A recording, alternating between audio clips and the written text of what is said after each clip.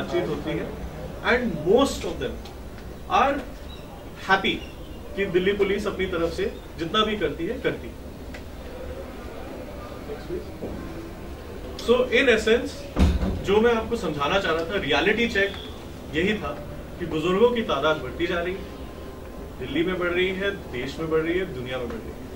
कोशिश हमें यही करनी है कि अपनी तरफ से और जितनी मदद हम उनकी कर सकते हैं वो हम करें। कुछ आंकड़े मैंने आपको दिखाए, कुछ नंबर्स आपको ये जताने के लिए कि जिस तरह की वॉल्यूम्स हम देख रहे हैं, ये कोई छोटी मोटी पॉपुलेशन नहीं है, ये कोई नीश ऑडियंस नहीं है, हम एक बड़ी ऑडियंस के बारे में बात कर रहे हैं। अब मैं कुछ समय लूंगा आपको समझाने के लिए कि एजवेल फाउंडेशन क्या करता है।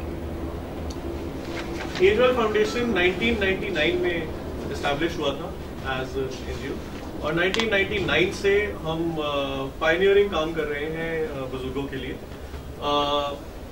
एडवोकेसी के नाम पर हम लोग बहुत कुछ ऑलरेडी कर रहे हैं। यूनाइटेड नेशंस में हमारा स्पेशल कंसल्टेटिव स्टेटस है।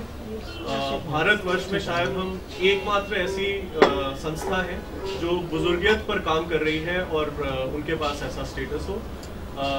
जिन संस्थाओं के पास स्पेशल कंसल्टेटिव स्टेटस होता है उनको फायदा ये होता है कि वो यूनाइटेड नेशंस जैसे प्लेटफॉर्म पर जाकर बुजुर्गों के बारे में अपने विचार आगे रख सकते हैं, अपने ओपिनियंस, अपनी रिसर्च उनके साथ शेयर कर सकते हैं और एक्टिव पार्टिसिपेंट्स बन सकते हैं वर्ल्ड फोरम पे, जहां पे भी यूनाइटेड नेशंस कहीं इंटरवीन करता है किसी भी ओल्ड एज रिलेटेड इश्यूज, चाहे वो भारत ही हो चाहे वो कहीं और हो। उससे सीखने को बहुत कुछ मिलता है और हमारी तरफ से हम रिप्रेजेंट कर पाते हैं इतनी बड़ी 103 मिलियन लोगों की जो पॉपुलेशन है बुजुर्गों की, वो हम भारत की तरफ से यूनाइटेड नेशंस जैसे प्लेटफॉर्म पर रिप्रेजेंट कर पाते हैं। इसी तरह से हम लोग प्लानिंग कमीशन में पिछले 3 कंसेक्यूटिव 5 ईयर प्लान्स में वर्किंग ग्रुप और स्टीयरिंग कमेटी के मेंबर रह चुके हैं।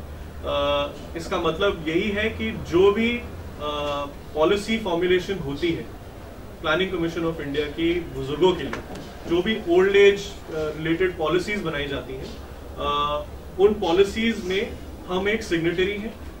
हमारा योगदान रहता है उन पॉलिसीज में, हम बता पाते हैं, अपनी तरफ से कुछ रिकमेंडेशंस दे पाते हैं, सुझाव दे पाते हैं कि कैसे इन पॉलिसीज को बेहतर बनाया जाए। विजन और गोल एजवेल का हमारी तरफ से कोशिश यही है कि हम बुजुर्गों के लिए एक बेहतर कल बनाएं। बुजुर्गियत एक ऐसी दशा है जिस सबको उससे गुजरना है। ऐसा तो कुछ है नहीं कि हम कभी बुजुर्ग नहीं होंगे।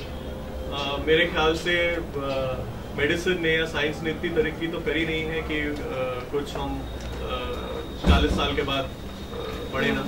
जब सबने ही बुजुर्ग होना है और जब ये एक फैक्ट ऑफ लाइफ है, तो कोशिश यही है कि इस स्टेज को अपनी लाइफ में जितना बेहतर से बेहतर बनाया जा सके उसकी हम कोशिश करते रहें। सबसे बड़ी प्रॉब्लम क्या है आजकल? अगर मैं आप लोगों से पूछूं, सब भूल जाइए, आप भूल जाइए कि आप दिल्ली पुलिस में हैं, आप भूल जाइए कि यहाँ पे कुछ ट्रेनिंग चल रही है। आप एक आम आदमी की तरह सोचिए और सोचिए जब आप खुद बुजुर्ग हो जाएंगे तो क्या सबसे बड़ी परेशानी क्या लगती है आपको? कोई बताए?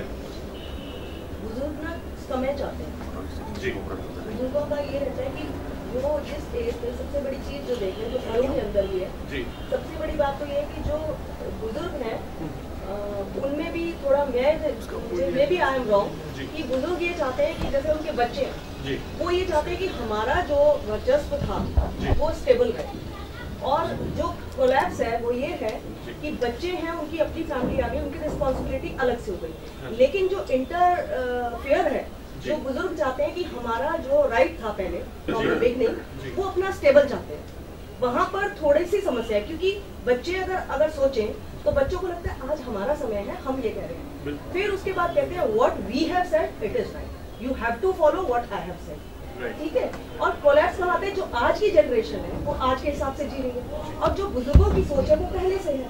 तो जो कंट्राडिक्शन है वो यहीं पर है और उसके लिए जो हमारे जो एक प्लेटफॉर्म जैसे कह रहे जो ये हो रहा है in society in very big form we have to generate the local people also कि जो हमारे बच्चे हैं, क्योंकि बुजुर्ग को तो हम उतना नहीं समझा सकते, हमें अपना माइंडसेट चेंज करना हो, हम उस लेवल तक सोचें कि जो वहाँ पर जो सामने जो बुजुर्ग हैं उनकी अगर ये सोचे कहीं पर उनको भी ये एहसास कराया जाए कि आज आपकी यहाँ पर जिम्मेवारी है। देखो बच्चे कोई, मैं जहाँ तक मानती हूँ हम इंडियन सोसाइटी से कोई इग्नोर नहीं करता अपने पेरेंट्स को, चाहते हैं कि हम सब ध्यान रखें, क्योंकि लाइफ इतनी